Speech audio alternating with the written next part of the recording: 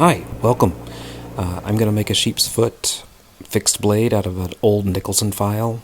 First, I'm going to cut it up and anneal it here with my little map gas forge so it's soft enough to start shaping. I can't decide if I want this video to be like a here's how I made this and I'm explaining each little thing, or if I wanted just to do voiceover because picking music is annoying, and the music I feel like can negatively affect the video. So I can just shut up and let you guys watch these back-to-back clips. I had so much raw footage. I tried to boil it down to the most important little bits of my process, but it still ends up being 11 minutes long. But you don't have to watch too long of each thing that I do. You'll see that I changed the design there. I had a thinner handle with the little nub on the back end, or the pommel. I decided that this knife was just too small for that. I wanted it to fit inside the palm instead of pretending like I could fit all four of my fat fingers on that handle. So I came up with this shape, which is, I'm going to be honest, I Google searched sheep's foot fixed blade knives and found some of the Bradford knives that I have been too cheap to buy for myself, and I am inspired by one of those shapes. So, anyway.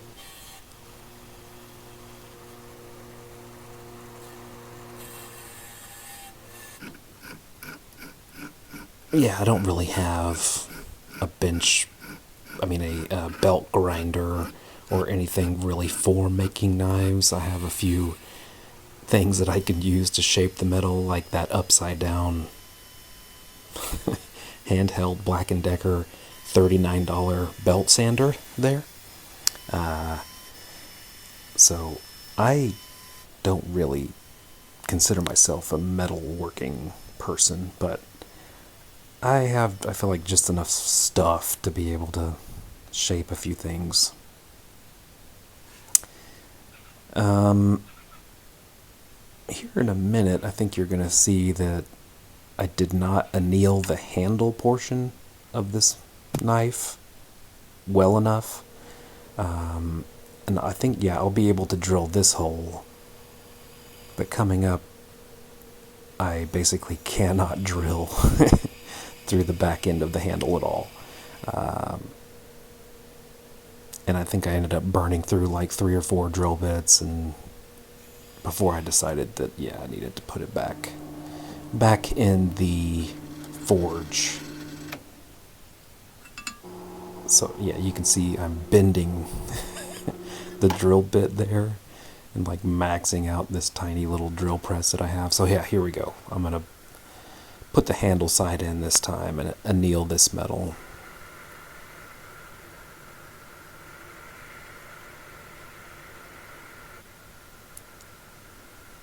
Really, I just heat it up till it's non-magnetic, and then heat it up for another 45 seconds, and then let it cool at air temperature. So after doing that, and with a fresh drill bit, I am able to start making the cut.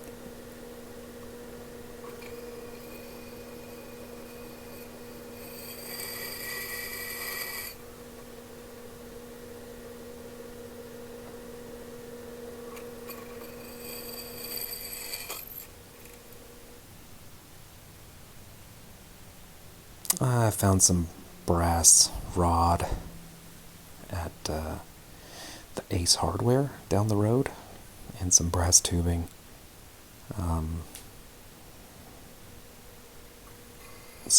And the tubing, I'll use that for the little lanyard.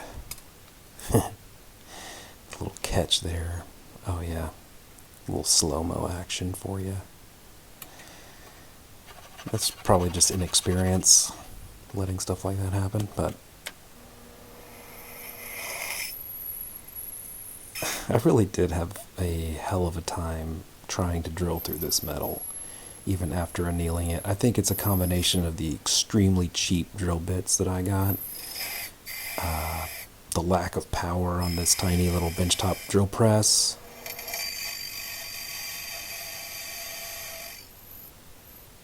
and just that being some pretty intense metal in general. Oh, and here's the only footage I have of my little bevel filing jig that I made.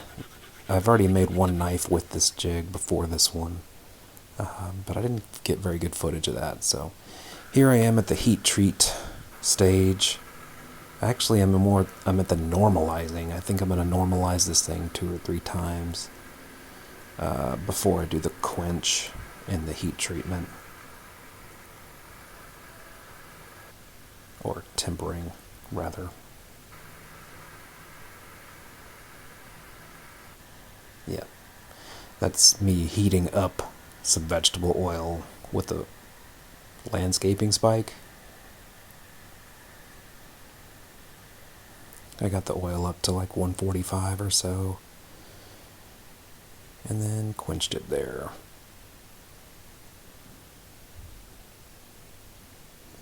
I was checking for straightness, see if it bent or warped or did anything funny, but that's a really thick piece of metal for a relatively short knife, so it was still fine. I just polished it up, kind of a once over, up to like a 600 grit before tempering, just so I can look at the knife in the tempering process and see if it's at the straw color. I did two 2-hour 400-degree cycles in the oven for tempering. And here are the knife scales that I decided to make. My brother gave me this exotic hardwood for my birthday, so I was like, yeah, that's totally usable.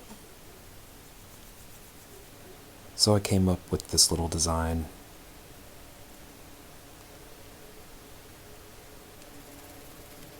I did make a critical error here somewhere in this knife. I didn't book match my scales properly, and so in the end result, that little purple heart racing stripe, those did not line up, and they were not symmetrical on my finished handle. And that's part of the reason why this knife took me a year to make, is because I made these scales and then decided that I had screwed it up, and then I just threw everything in the junk drawer and forgot about it for about 5 months out of just disappointment and annoyance in myself. And so anyway, this is after that 5 months, so we're almost a year later at this point. And I decided, I'm just going to make this thing. I don't care if it's not perfect. It doesn't have to be perfect for me. I plan to use this knife for myself. It's not like I'm making these to sell them. This is way too hard.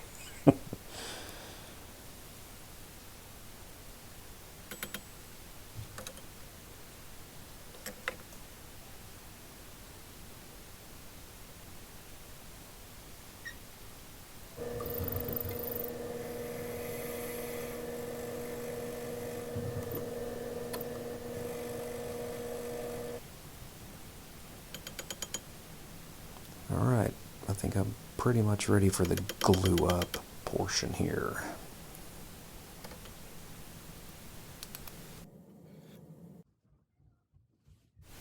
Oh, that's right. I forgot that I needed to shape the front of these scales, because once they are installed on the knife, you really cannot, like this portion, you can't taper that down after it's glued onto the knife without scratching up the metal. So anyway, here I am cleaning everything with rubbing alcohol, and then I just picked up some Gorilla Glue 5-minute epoxy, and just went with that?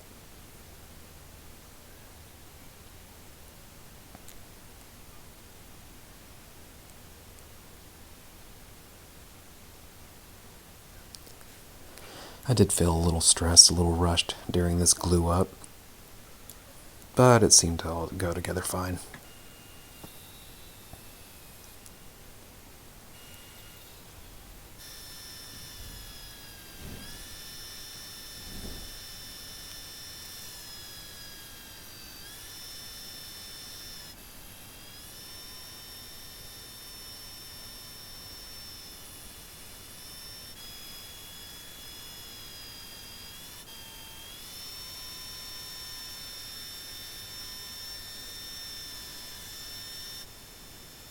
Also, my brother offered to make a sheath for this knife.